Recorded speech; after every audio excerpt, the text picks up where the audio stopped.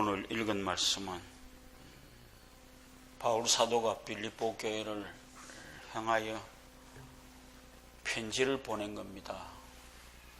오늘 그리고 사순절 두 번째 주간 우리에게 도착되어진 편지라고 생각하시고 오늘 말씀을 읽어보시기 바랍니다. 특히 18절 말씀, 내가 여러 번 너희에게 말하였거니와 이제도 눈물을 흘리며 말하노니 여러 사람들이 그리스도 십자가의 원수로 행하느니라. 바울 사도가 빌립보 교회를 설립하고 이제 여러 번 그 교회 속에서 있다가 나갔습니다.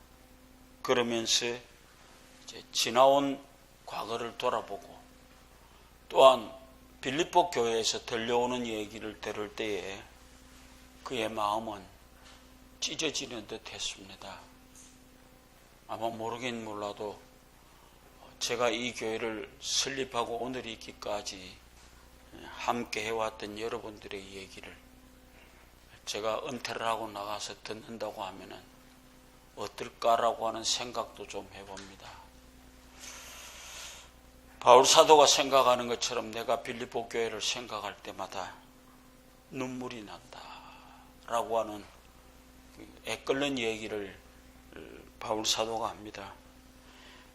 여기 빌립보 교회는 양극단의 얘기가 바울에게 들려왔습니다. 첫째 하나는 무언가 하면은 계율과 기계적인 것에 매여서 좀 더 말하면 엄격하게 지킨 공로로 구원을 얻는다라고 하는 얘기. 좀 더 말하면 공로로 구원을 얻는다라고 생각하는 얘기가 있었습니다. 그 다음 또 하나는 십자가의 원수가 되는 얘기처럼 우리가 믿음으로 구원을 얻었다. 그거 하나 가지고 아무렇게나 살아도 된다라고 하는 생각을 가지고 있던 좀 더 말하면 이상한 공로주의자들의 얘기가 들려왔습니다. 처음 먼저 율법으로 구원을 얻는다라고 하는 얘기도 문제입니다. 그리고 구원을 얻었으니까 이제 아무렇게나 살아도 된다라고 하는 십자가의 원수가 되는 얘기도 역시 가슴 아픈 얘기입니다.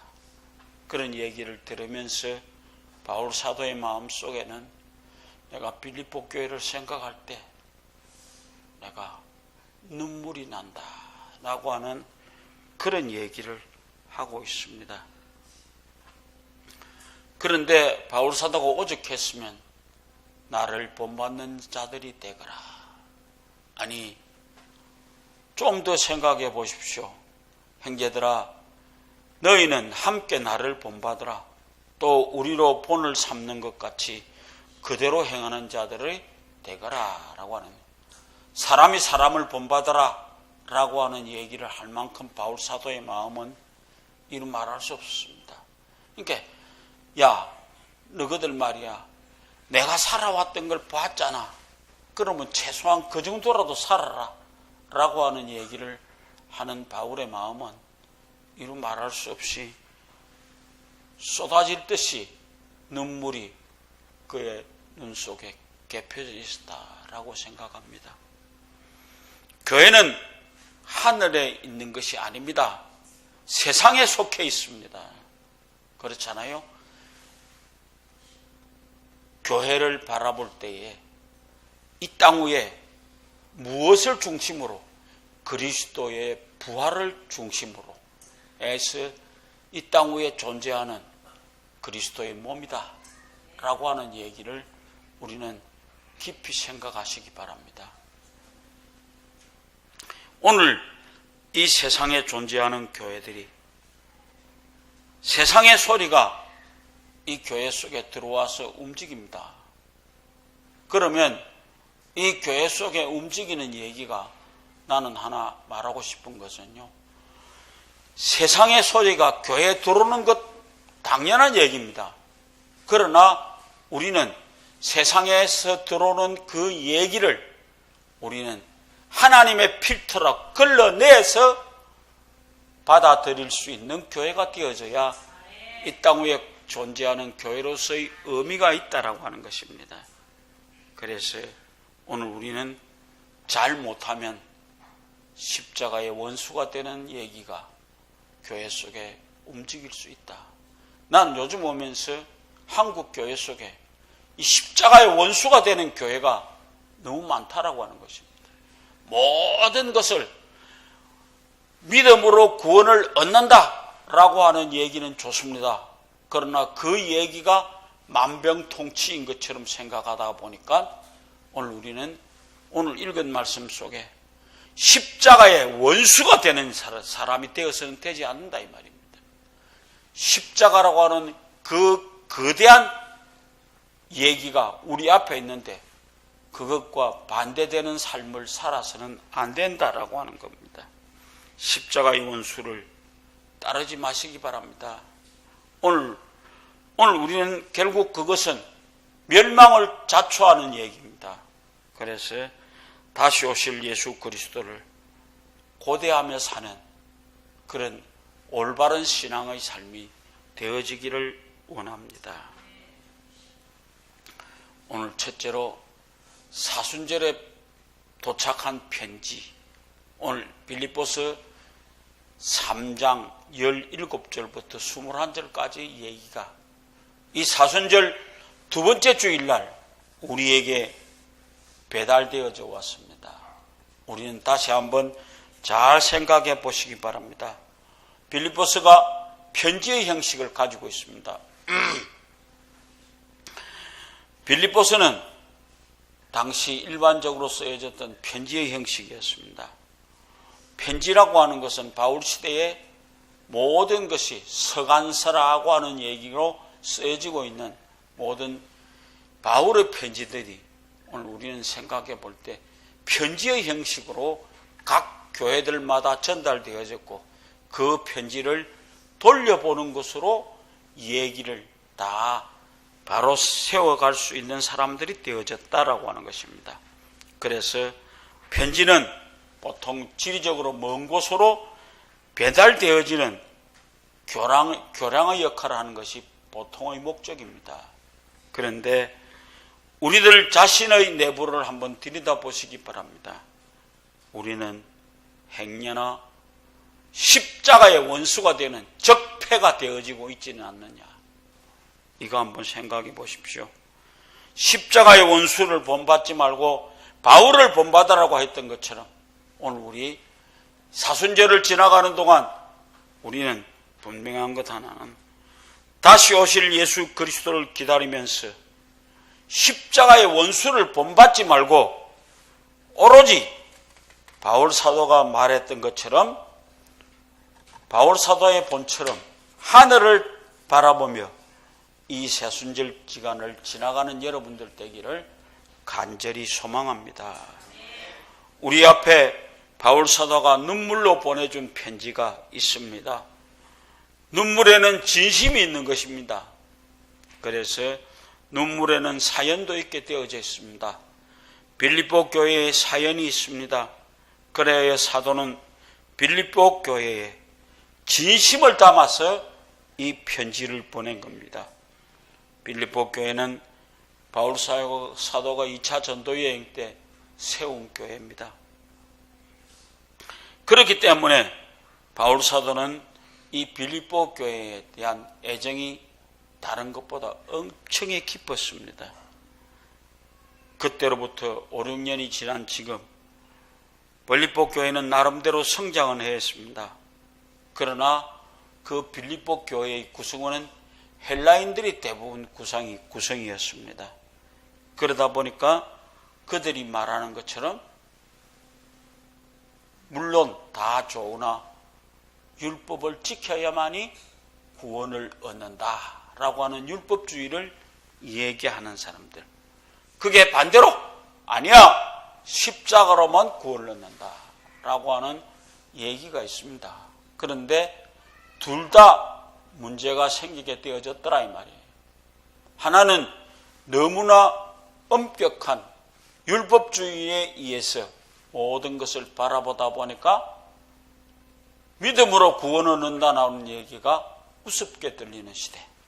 그 다음에 믿음으로 구원을 얻는 것은 틀림없습니다. 그런데 그것이 하나의 이상한 문제가 되어져서 그 얘기가 한번 구원을 얻으면 그 다음 아무렇게나 살아도 괜찮다라고 하는 십자가의 원수가 되는 얘기가 나와지게 되어졌더라 얘기입니다.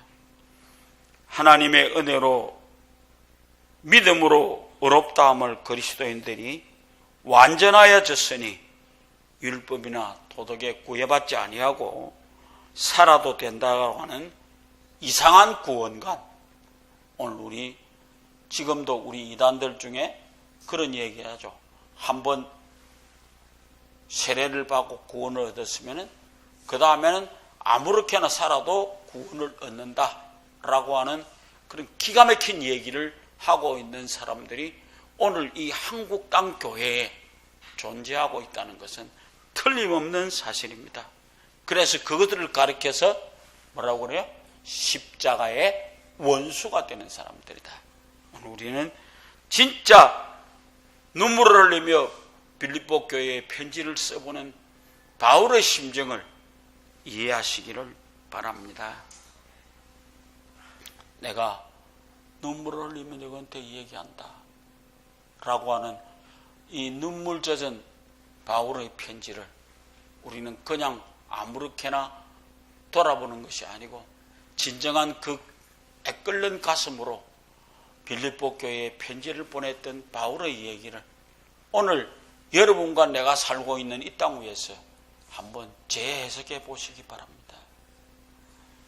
그래서 내가 당신들을 생각하면 눈물이 납니다 라고 하는 바울의 고백.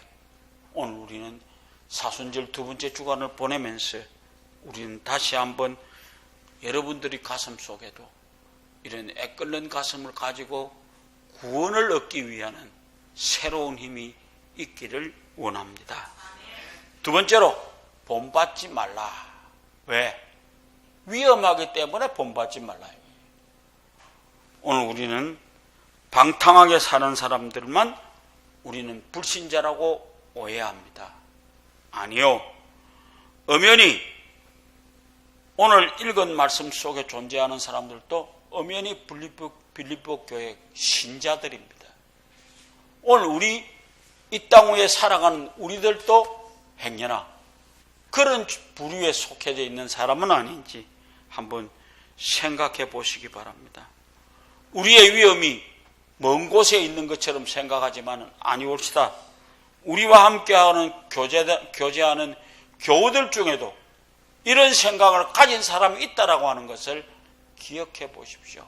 본받지 마십시오. 아무렇게나 살아도 된다라고 하는 그런 어줍지 않은 생각에 넘어가는 여러분들이 되지 마시기 바랍니다. 그래서 우리는 그 사람들 본받지 말고 오로지 오늘 바울 사도가 얘기하는 것처럼 19절에 여러분들 우리는 바울 사도가 얘기하는 것처럼 저희의 마침은 멸망이요 저희의 신은 배요 그의 영광은 저희의 부끄러움에 있고 땅의 일을 생각하는 자라. 행여나 이런 부류의 사람은 아닌지 우리를 돌아보시기 바랍니다. 위험에 빠지는 자들이 가지는 생각이 뭡니까? 방종하기 때문입니다. 아무렇게나 자유롭게 누리고 산다라고 하는 건데 자유도 엄연하니 질서가 있고 모든 것이 있습니다. 그것이 없이 살면 방종입니다. 요즘 방종스럽게 살던 놈들 얼마나 우리에게 많은 상처를 줍니까? 성린가 뭔가 하고 정준영인 것처럼 도대체 그들의 생각은 무엇이냐 이 말이에요. 모든 것을 저그 생각대로 살아갔습니다. 그러다 보니까 지금 와서는 그것이 잘못되어진 것인데 이제 와서 아이고 잘못됐습니다 라고 하는 사람들, 그건 분명히 방종입니다. 그래서 우리는 그런 사람은 되어서는 안 된다라고 하는 것입니다. 마음대로 하는 것이 자유다라고 생각하는 사람 고치시기 바랍니다. 자유에도 질서가 있어야 되는 것입니다. 나는 이번에 개들 노는 꼴을 쳐다보면서 참 이게 너무 심하다. 어떻게 하면 이 땅 위에 살면서 똑같은 이 땅 위에 사는 존재로서 그런 생각을 가질 수 있는가라고 하는 것입니다. 나는 너무너무 힘들어지는 세상입니다. 아니, 여자가 저희들 놀이개입니까? 마음대로 쓰고 놀고, 좀 더 말하면 별 지랄을 다 해놓고 지금 와서 머리 숙이고 미안합니다, 그거 한 번 하면 되는 거예요? 아니죠. 그건 방종입니다. 그래서 우리 예수를 믿는 여러분들, 방종이 자유가 아닙니다. 자유에는 질서가 따라야 된다라고 하는 것 잊어버리지 마십시오. 예수를 믿는 사람도 잘못하면 십자가의 원수가 된다라고 하는 것 잊어버리지 마시기 바랍니다. 마지막으로 위험에 빠지는 지름길은 세상의 방식에 마음을 고정하는 것입니다. 좀 더 말하면 오늘 우리가 땅의 것만 생각하는 그런 사람이 되어지게 되면 오늘 우리는 좀 더 말하면 위험에 빠지는 지름길입니다. 오늘 우리는 땅에다 소망 두지 말고요, 하늘나라에 소망을 두시기 바랍니다. 그래서 여기 우리에게 하시는 말씀, 오직 20절 말씀입니다. 오직 우리의 시민권은 뭐다고요? 하늘에 있다고요. 이 땅 위에 발을 디디고 살지만은 우리는 하늘의 시민입니다. 저 하늘나라를 살아가는 사람들입니다. 그렇기 때문에 오늘 우리는 분명한 것은 우리가 모든 관심, 사물을 보는 방식, 일반적인 사고의 틀을 전적으로 세상 시야에다가 제한되지 말고 이 길을 행하는 사람은 십자가의 원수가 된다라고 하는 걸 기억하시고 우리의 시민권은 하늘에 있습니다. 그래서 그 하늘의 시민으로 바로 사시기를 바랍니다. 바울 사도가 오로지 그리스도의 재림에다 소망을 두고 본받음의 삶을 살라고 합니다. 오늘 우리는 성도의 자세는 하늘을 향해 있어야만 합니다. 그래서 우리의 본향은 하늘에 있습니다. 십자가의 원수들의 시민권은 땅에 있고 우리의 시민권은 하늘에 있다는 것 잊어버리지 마시기 바랍니다. 아직 우리의 몸은 빛이 난 육체입니다. 그러기에 우리에게는 여전히 연약하고 고통스럽고 슬픔이 가득 차고 공허하고 부패가 있습니다. 그러나 우리가 불편할 때 이 빛이 난 몸은 변화되어 그리스도의 영광의 몸이 될 수 있는 것처럼 십자가의 원수들은 죽음의 권세에서 벗어나지 못하고 멸망할 것입니다. 그러나 바울 사도의 본을 따라서 사는 저와 여러분은 하늘의 시민이라는 것 잊어버리지 마십시오. 다시 오실 주님을 소망하시기를 바랍니다. 소망이 있을 때 낙심하지 않습니다. 그리고 십자가의 본을 따라 사는 이 사순절 동안의 순례가 쉽지 않을 것입니다. 무료하고 낙담하고 반복하는 신앙의 여정, 그럼에도 불구하고 우리에게는 재림의 약속과 구주 예수 그리스도를 만날 소망이 있으니 참으로 기쁘니라. 그래서 오늘부터 이 사순절 두 주간이 지나가고 사순절이 끝나가서 부활절을 만나는 그날까지 여러분의 삶은 땅을 의지하고 살지 말고 오로지 하늘을 바라보고 살아가는 아름다운 눈을 가지는 여러분 되어주시기를 주의 이름으로 부탁을 드립니다.